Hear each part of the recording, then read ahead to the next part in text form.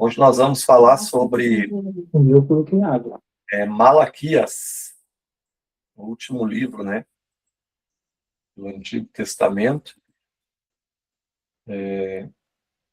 Vamos falar um pouquinho, porque eu coloquei ali na chamada do grupo, né? Às vezes, quando a gente fala de Malaquias, a primeira coisa assim que vem à nossa mente é a questão de dízimos e de ofertas, né? E a gente vê tantos debates em torno desse livro, tantas pregações, e geralmente eu falo para os irmãos lá da igreja algo interessante. Eu digo, quando tu chama alguém para falar de dízimo e ele fala de Malaquias 3, é porque ele não estava preparado para falar de dízimo. Então é tão comum esse texto, né, que quando pega alguém desprevenido, ele vai usar o texto de Malaquias, que é aquele texto clássico, né, sobre trazer os dízimos e as ofertas à casa do tesouro. Mas como eu falei ali na chamada, Malaquias é muito mais profundo do que isso, né? Por quê? Porque o profeta Malaquias, ele é a última voz profética do Antigo Testamento antes da vinda de João Batista e da vinda de Jesus. A Bíblia diz que depois do profeta Malaquias, Deus se silencia por 400 anos. Eu fico imaginando, eu não ouvi a voz de Deus, uma geração hoje dura em torno de 80 anos, né? Imagina, eu não ouço a voz de Deus, os meus filhos não ouvem a voz de Deus, os meus netos não ouvem a voz de Deus, os meus bisnetos não ouviram a voz de Deus. É uma coisa assim que, se a gente parar para analisar profundamente, é algo muito assustador. Foram várias gerações em que Deus não falava nem por visão, nem por revelação, nem por profecia. Deus se cala durante 400 anos. E qual o motivo, né? Qual o motivo de Deus se calar por todo esse período? Por que que Deus permanece, apesar de, nesse período, Deus ter se revelado a algumas pessoas que não eram da nação de Israel? Um dos exemplos é Alexandre o Grande, que teve um sonho com Jerusalém, e por isso que quando ele conquista Jerusalém, ele não destrói Jerusalém. A gente crê que isso é uma forma de Deus falar com alguém, mas são 400 anos que Deus não se manifesta, não levanta profeta, não tem nenhum escrito, né? Mas nenhuma advertência em relação ao povo de Israel. E Deus entra nesse silêncio até então, que o silêncio vai ser quebrado através do anjo Gabriel, né? Através de Zacarias, quando o anjo Gabriel aparece para Zacarias e anuncia o nascimento de João Batista. O mesmo anjo vai aparecer para Maria para anunciar o nascimento de Jesus. E o que me chama a atenção, né, é a frieza espiritual. O que ocorria no período de Malaquias era uma apostasia generalizada. A gente sabe que Deus não cansa, né?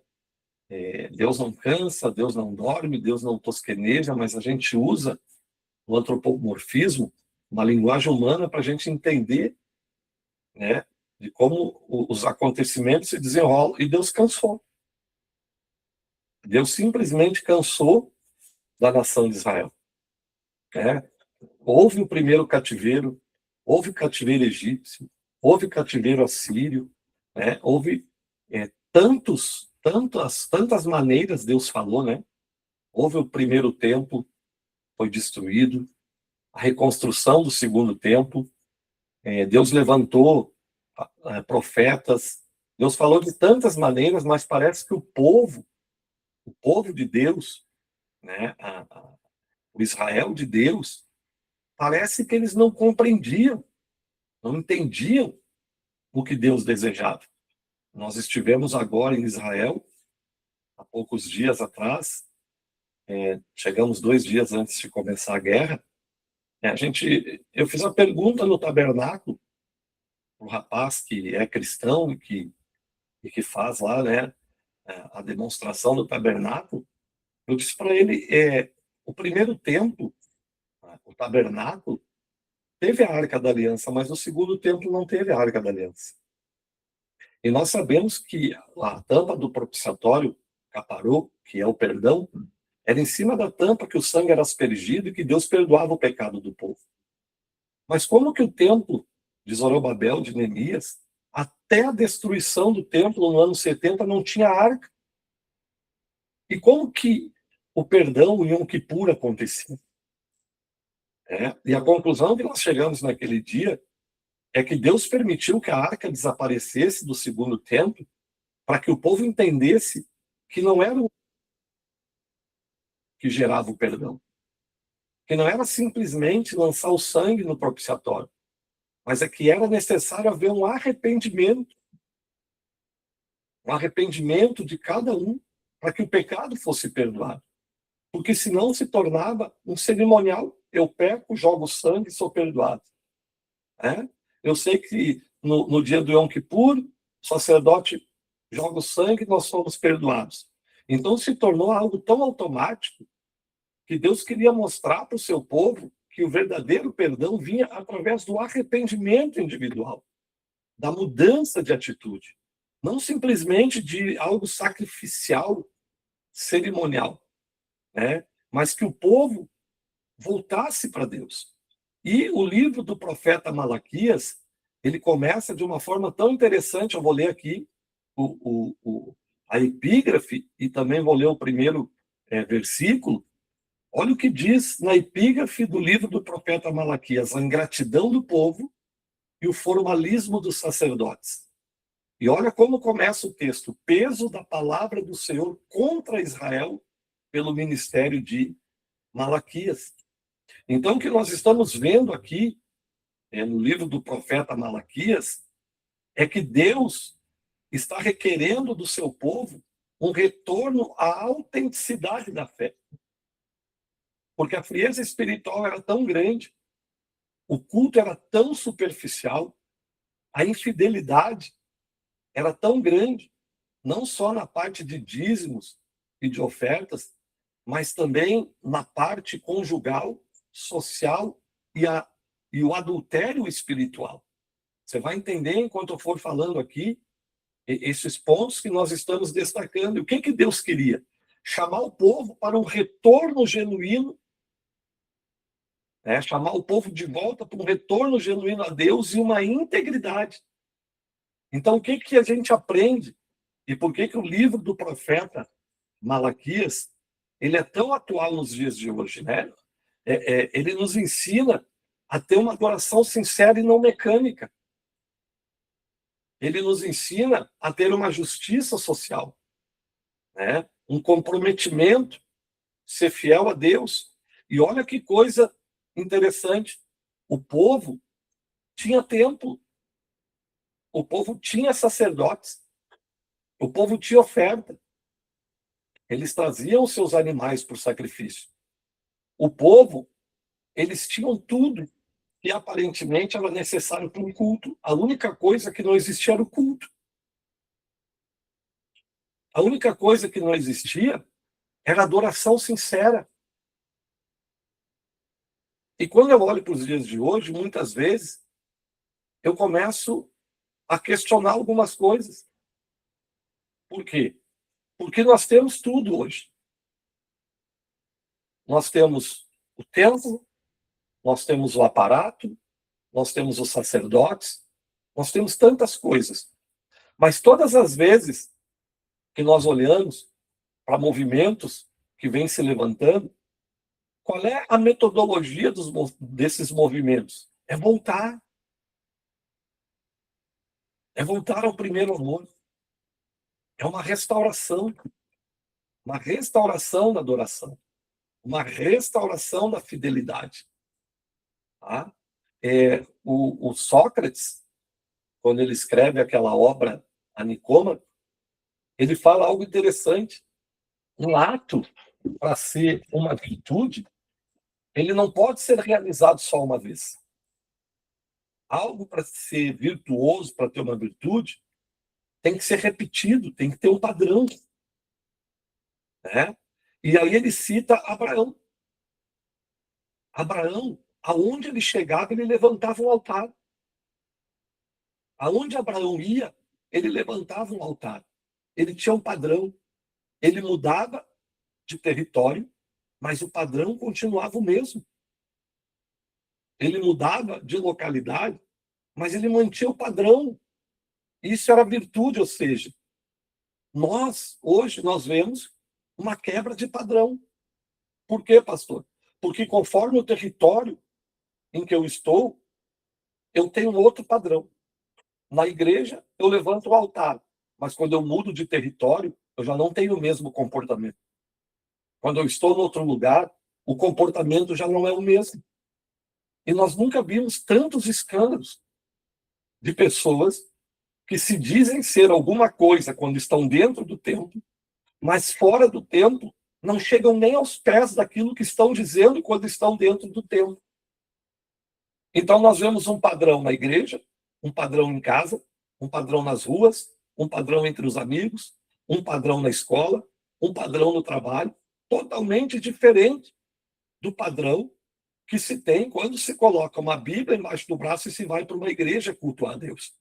Então isso significa que essa adoração não é uma adoração sincera, não é uma adoração virtuosa, é uma adoração que me leva a seguir um padrão, porque todos estão fazendo, eu também estou fazendo. Então, olha que coisa interessante. Deus rejeita rituais vazios. Deus, ele não aceita religiosidade. A religiosidade, o culto farisaico, o culto da aparência, o culto onde se mostra para os outros o que se está fazendo, onde precisa de uma performance para que todos vejam, para que todos olhem e digam assim, esse ali é fiel, é um homem de Deus, é uma mulher de Deus. Quando, na verdade, Deus está olhando para cada um de nós, sondando os nossos corações e sabe qual é a realidade de cada um. E eu vou dizer uma coisa para vocês que é muito forte. Esse culto superficial, Jesus já falava dele há 2000 anos atrás. E você quer ver uma coisa? Deus levanta sacerdote, Deus levanta pastores, Deus levanta obreiros, Deus levanta líderes, mas Deus não levanta adoradores. A Bíblia diz no Evangelho de João, capítulo 4, Deus procura verdadeiros adoradores que o adoram em espírito e em verdade. É esse o culto que Malaquias está dizendo. Tem aparência, mas não tem essência. Tem adoração, mas é só uma religiosidade. É um mero ritual. Vou na igreja todo domingo, sou um crente, vou lá, confesso os meus pecados, volto para minha casa, mas não há um padrão. Não há uma adoração verdadeira. É só um ritual, uma tradição, uma repetição. E era o que acontecia nos dias de Malaquias. Malaquias vai dizer assim, os sacerdotes perverteram o juízo. Os homens, quando pecam, trazem os animais doentes, coxos, impuros, e colocam sobre o meu altar. Sabe o que Malaquias está dizendo? Iam pecar com uma ovelha nas costas. E depois que pecavam, vinham até o templo e ofereciam a ovelha, achando que eu era obrigado a perdoá-los, porque eu escrevi no livro da lei que se desse uma ovelha, o pecado era perdoado, mas não tinha arrependimento, não tinha mudança, não era sincero.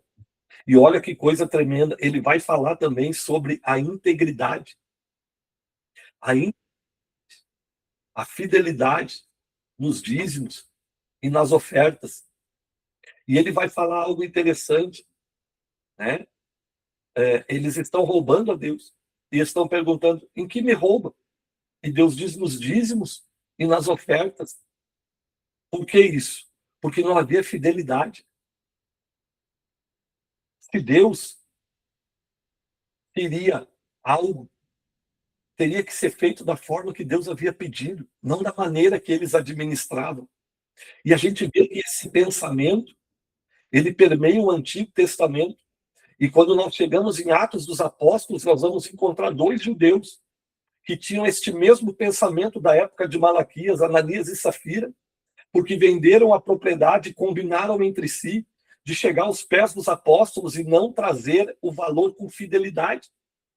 E trouxeram menos, combinaram, e quando depositaram a oferta, quando Ananias deposita a oferta aos pés de Pedro, Pedro diz: por que mentiste ao Espírito? O dinheiro não era teu? Por que mentistes? Ou seja, ao invés de trazer o que era correto, era melhor que não trouxesse do que mentisse para Deus. E logo depois chega a sua esposa nesse mesmo sentimento. E Pedro pergunta: venderam por quanto? E ela disse o mesmo valor que o marido. E ele diz: por que vocês combinaram entre si? Aí estão os pés do que sepultaram teu marido, e agora tu também serás sepultado. Por quê? Porque se é para fazer, faça com fidelidade, senão não faça. Faça com integridade. Faça de coração. E o que eles faziam? Eles pervertiam, não traziam na integridade, não faziam com fidelidade. Aí sabe o que Deus falou? Não vou entrar nem na questão do roubo, e não vou entrar nem na questão do devorador. Deus falou assim: sabe o que acontece com vocês por fazer isso? Vocês recebem o salário como num saco furado. O dinheiro entra de um lado, escoa do outro, porque não há integridade nem fidelidade. Não há integridade nos contratos, não há fidelidade na palavra, não há integridade no que é social. Pervertem o direito dos pobres. Os pobres não têm direito a nada. E aí Malaquias vem repreendendo ele, repreendendo aquele povo. Mas também Malaquias vai falar algo interessante. Malaquias vai falar algo sobre a infidelidade conjugal. Mas o que Deus está falando no livro do profeta Malaquias sobre a infidelidade conjugal, ele está fazendo apenas uma comparação entre o casamento humano e entre o casamento divino. Quando ele fala do adultério ali, e não é a palavra adultério, porque adultério é quilitude, e a palavra que está no original do livro de Malaquias é a palavra salá, e a palavra salá está falando de repúdio. Ele está falando assim: Deus odeia o repúdio. Você sabe o que significa a palavra repúdio? A palavra repúdio é mandar embora. Sabe o que Deus estava falando? Vocês estão me mandando embora. Vocês não estão me deixando. Vocês estão me excluindo. Como um marido quando deixa a sua esposa e manda ela embora. Quando abandona. E não é carta de divórcio. É repúdio. Vocês estão me repudiando. Estão me tirando da vida de vocês. Estão me afastando da vida de vocês. Em outras palavras, sabe o que Deus estava falando? Vocês não têm mais comunhão, intimidade comigo. Vocês não me buscam mais. Vocês não oram mais. E eu faço um comparativo. Imagina você é um casal. E você, irmã, tem o seu marido. E o teu marido não conversa contigo. Não dialoga. Passa semanas sem falar contigo, assim como cristãos, às vezes, passam semanas sem falar com Deus. E agora imagina você, mulher, que já está se sentindo repudiada, abandonada, e quando o seu marido lembra de você, é só para pedir alguma coisa. Cadê minha roupa? Fez minha comida? Aonde está minha chave? É assim que Deus está falando no livro de Malaquias: só lembram de mim quando precisam de alguma coisa. Porque quando não precisam de nada, não conversam, não têm intimidade, não me buscam. E essa infidelidade conjugal que ele está falando do casal, ele está trazendo para a vida espiritual. Quantas pessoas hoje passam dias e semanas sem falar com Deus? Que tipo de relacionamento é esse? Que amor é esse que nós temos para com Deus?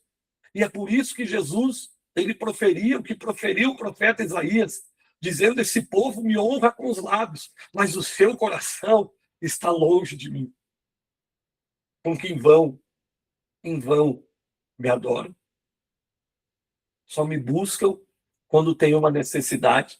E é dessa infidelidade que Malaquias está falando. Mas Malaquias também traz algumas coisas interessantes. Ele está falando do grande e terrível dia do Senhor. E está falando da esperança que há de vir. Por que esperança? Porque Malaquias está dizendo que mesmo no meio de toda essa corrupção ainda existe aqueles que são fiéis e que toda maldade, toda iniquidade será julgada, que o justo juízo vai acontecer sobre a vida daqueles que estão fazendo desta maneira. Então Malaquias está nos trazendo a lembrança, uma esperança de que haverá um juízo, de que haverá uma justiça. Mas Malaquias também está dizendo que nascerá o sol da justiça sobre aqueles que são fiéis. E o sol da justiça é Jesus Cristo. Ele está dizendo, aqueles que são fiéis, continuem fiéis, mesmo no meio de toda essa corrupção, porque o sol da justiça vai nascer trazendo salvação debaixo das suas asas. Malaquias está falando para aqueles que são fiéis, não se corrompam, guardem a intimidade, não sejam infiéis. E o que me chama a atenção é que, apesar de toda essa idolatria, desse adultério espiritual, de toda essa corrupção, abandono ao amor de Deus, em Malaquias 3:7, Deus vai dizer assim: voltem para mim e eu voltarei para vocês. Você consegue imaginar isso? Ele foi abandonado, foi traído, foi usado, passou por um adultério espiritual, zombaram, mas mesmo assim, ele escreve dizendo: se vocês voltarem, eu recebo vocês. Se vocês retornarem, eu aceito vocês de volta.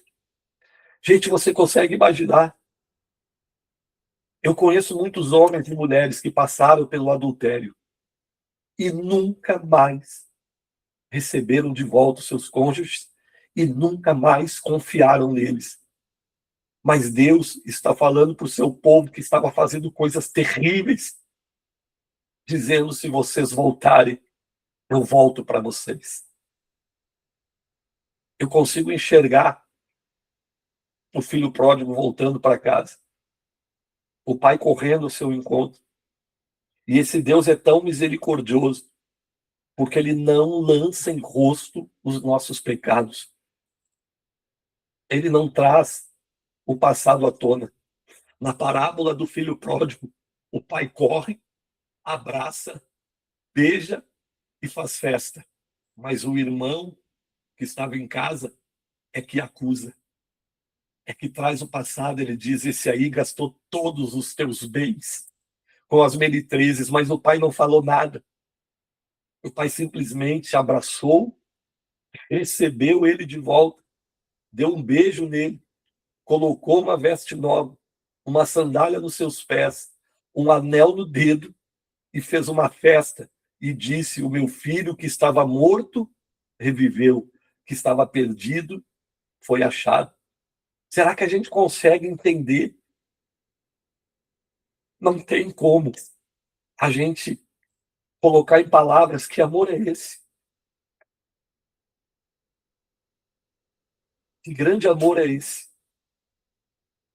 Que fala tudo isso, que passa por tudo isso, que é zombado pelos outros povos que olhavam para Israel e diziam: olha lá o que Israel está fazendo com o seu próprio Deus.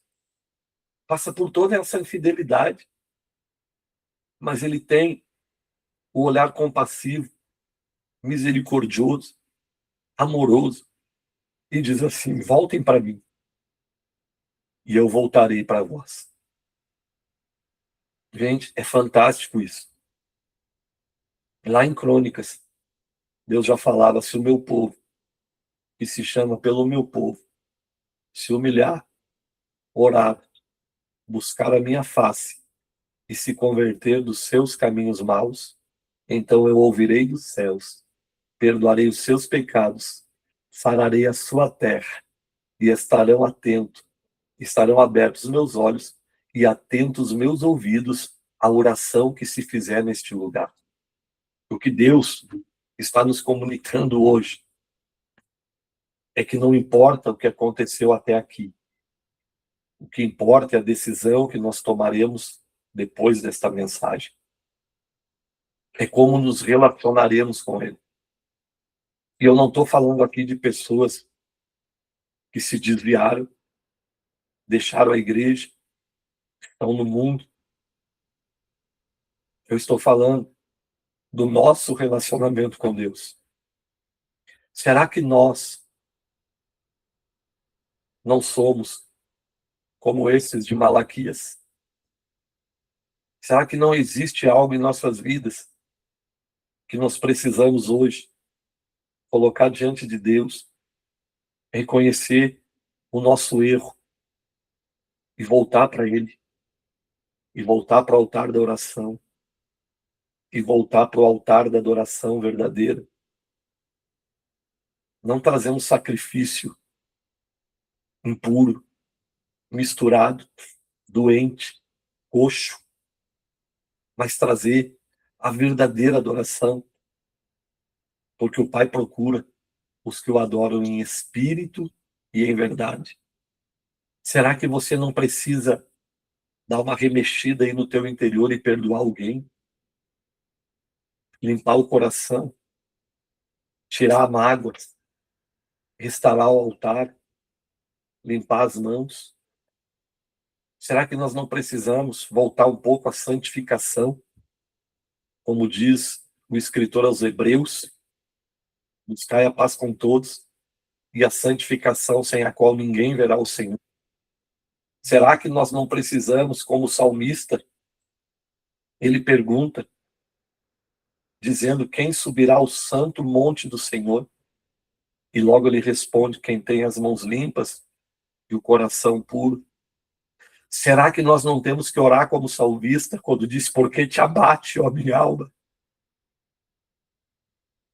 Ele estava falando com a alma dele: porque te abates?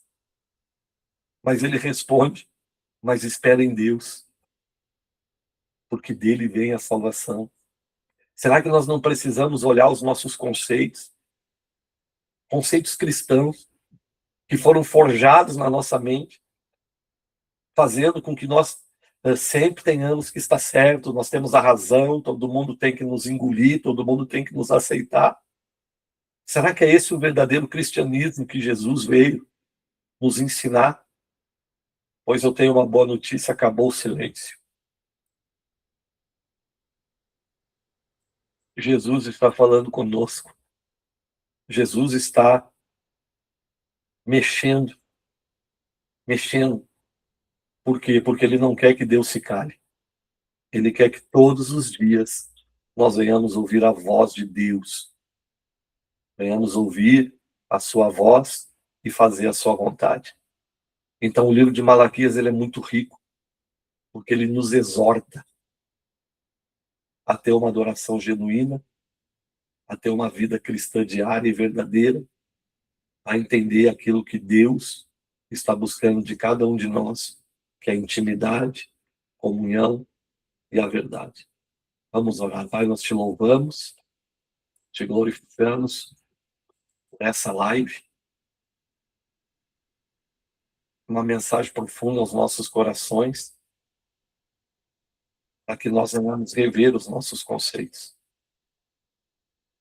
O Senhor hoje mexeu aqui nos cantos escuros da nossa alma, nos chacoalhou, nos despertou, para que nós venhamos nos examinar, para que não venhamos cair na mesma condenação daqueles que na época de Malaquias diziam servir ao Senhor, mas verdadeiramente cada um servia ao seu prazer, à sua vontade e a si próprio.